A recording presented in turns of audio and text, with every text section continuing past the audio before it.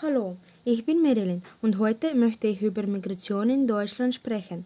Am Anfang spreche ich, wer Migrant überhaupt ist, dann die Geschichte der Migration, danach es kommt über mehrere Flüchtlingswellen, die Situation heute, Asyl und dann Integration. Wer ist ein Migrant? Migrant ist jemand, der nicht in sein Herkunftsland zurückgehen kann, weil er eine begründete Angst hat, dort verfolgt zu werden, weil wegen seiner Rasse, Religion, Nationalität, Zugehörigkeit zu einer besonderen sozialen Gruppe oder wegen seiner politischen Meinung. Oder weil es ein Bürgerkrieg in seiner Heimatstadt herrscht. Die Geschichte. Migration ist ein wesentlicher Teil der deutschen Geschichte. Die Entwicklung der Wanderungsbewegungen begann, als das Deutsche Reich im späten 19. Jahrhundert gegründet war und dauerte bis zur Reformation des Staatsangehörigkeitsrechts im Jahr 2000. Jedes Jahr hat die Zahl der Flüchtlinge sich geändert. Es wurde von vielen Faktoren beeinflusst, wie zum Beispiel Weltkriege, die nationalsozialistische Diktatur, NS-Konzentrations- und Vernichtungslagers. Während des Ersten Weltkriegs sind die meisten Flüchtlinge, die in Deutschland gelebt haben, geflohen oder gestorben. Dann ist die Zahl der Flüchtlinge zwischen zwei Weltkriegen mehrmals gestiegen, weil viele Arbeit finden wollten. Aber dann ist der Zweite Weltkrieg ausgebrochen und wegen dieses schrecklichen Diktaturs und der Lager ist die Mehrheit von Flüchtlingen wieder mal entweder geflohen oder gestorben.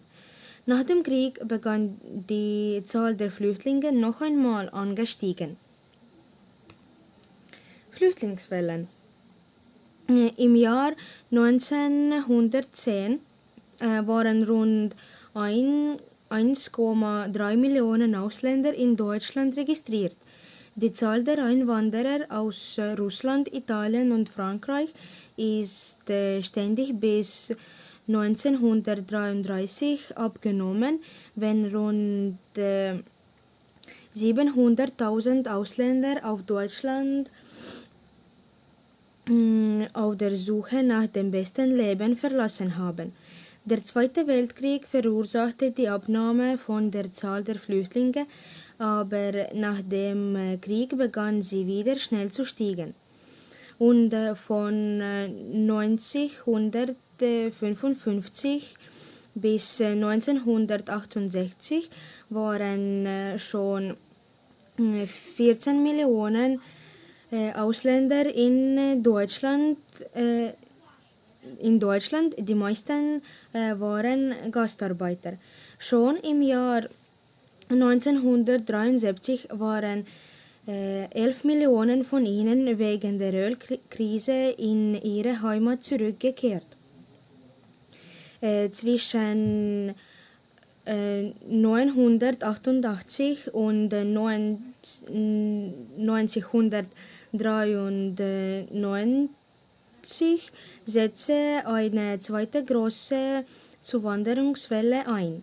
Diese umfasste vor allem Bürgerkriegsflüchtlinge aus Jugoslawien, aus Rumänien und Bulgarien.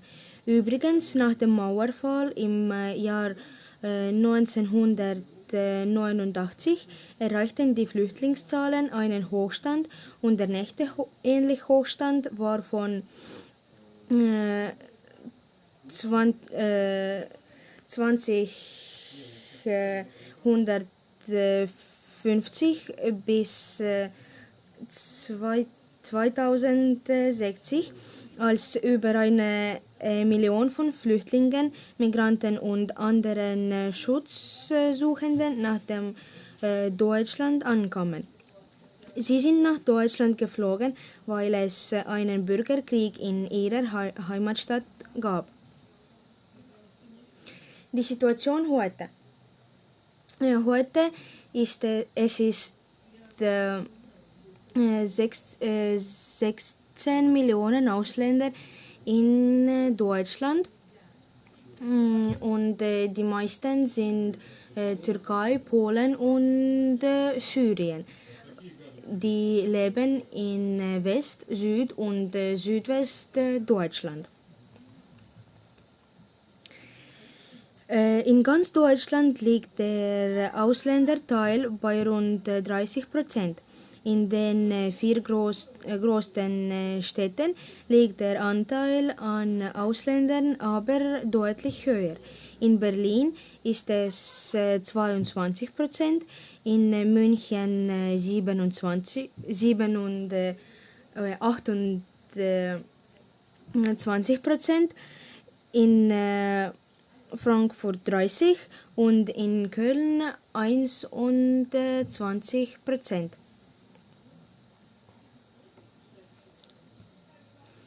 Asyl.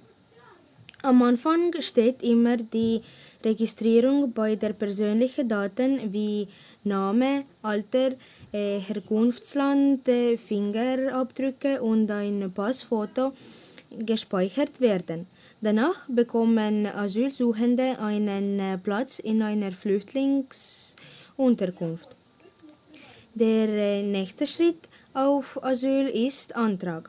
Anschließend stellen der Zahl der Flüchtlinge an einem der 72 bundesweiten Standorte des Bundesamtes für Migration und Flüchtlinge BAMF einen Antrag auf Asyl. Und das BAMF ist die zuständige Behörde für Asylverfahren. Es ist der Hauptorganisation der Migranten helfen und sein Motto ist den Menschen im Blick, Sicherheit geben, Chancen ermöglichen, Wandel leben. Dann kommt die Anhörung. Es ist der wichtigste Termin in einem Asylverfahren. Es bedeutet ein persönliches Gespräch zwischen der oder dem Asylsuchenden und einer BAMF-Mitarbeiterin oder Mitarbeiter. Dann kommt die Entscheidung und wenn es gemacht ist, die Person oder Migrant wurde durch Brief mit einer Begründung informiert. Wie in jedem Land, so in Deutschland findet statt irgendeine Schutzformen. Und da kann man der Schutzformen zu Asylberechtigung, Flüchtlingsschutz oder ein Abschiebungsverbot treffen. Und nur dann dürfen die Geflüchteten in Deutschland bleiben. Die Hilfs- und Berufschancen für Flüchtlinge. Flüchtlinge sind der Meinung, dass Deutschland ein Rechtsstaat und ein sicherer Ort ist. Sie wollten hier studieren und arbeiten. Damit die Flüchtlinge zumindest etwas arbeiten hätten, begannen die Deutschen neue Startups.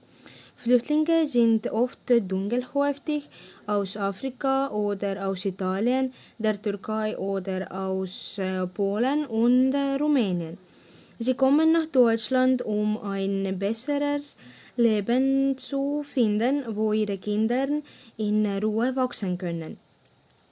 Die Zahl der Beschäftigten in Deutschland ist in den letzten Jahren deutlich gestiegen, im Vergleich zum Vorjahr um 22%.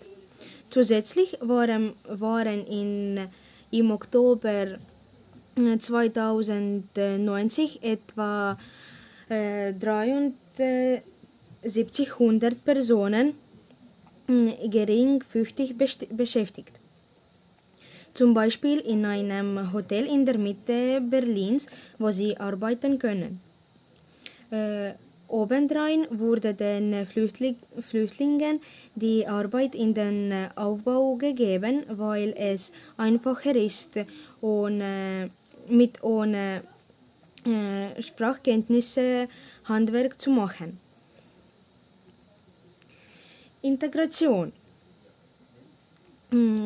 Was ist Integration? Es ist ein Prozess, der darauf abzielt, Gruppen in der Gesellschaft vereinen.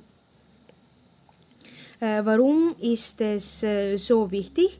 Weil die Integration von Zugewanderten soll Chancengleichheit und die tatsächliche Teilhabe in allen Bereichen ermöglichen, insbesondere am gesellschaftlichen, wirtschaftlichen und kulturellen Leben.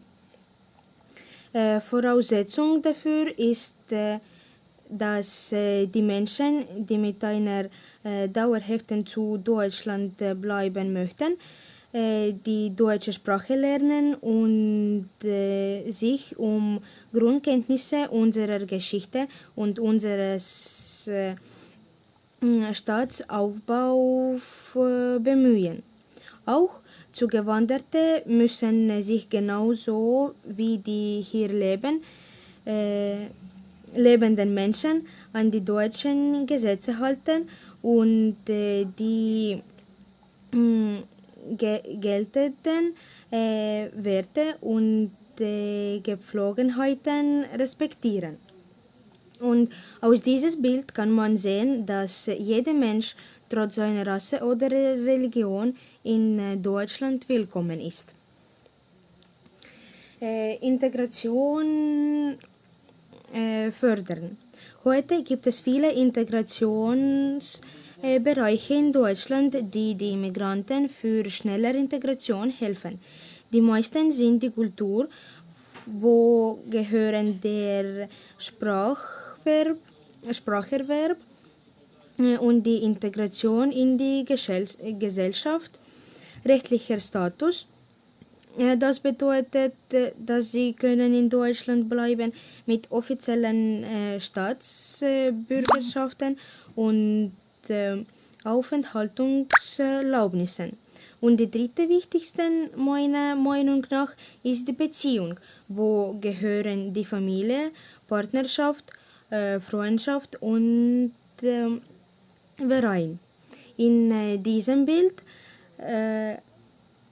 Deutschland ruft die Menschen an, sagen, dass sie willkommen ist. Und es war alles. Vielen Dank für Ihre Aufmerksamkeit.